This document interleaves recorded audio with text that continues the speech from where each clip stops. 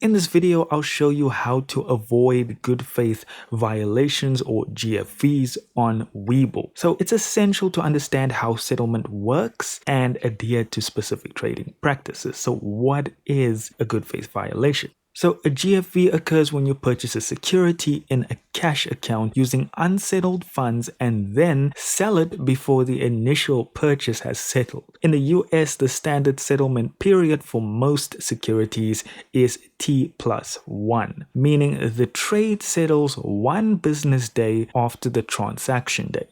So how do you avoid GFVs? Ensure that you use only settled cash for purchases. Avoid using proceeds from recent sales until those funds have fully settled. If you do buy a stock, wait at least one full trading day, so T+1, before selling it to ensure the purchase has settled. Regularly check your account as well to track settled and unsettled funds.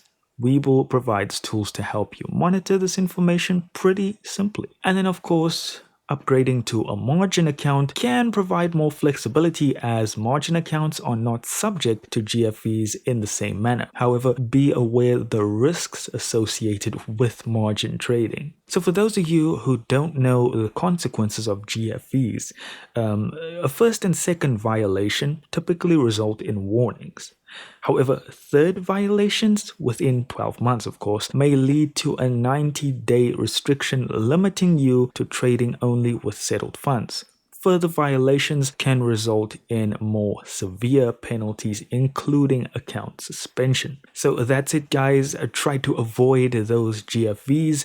Thank you so much for watching. Do consider liking and subscribing, and I'll see you in the next video.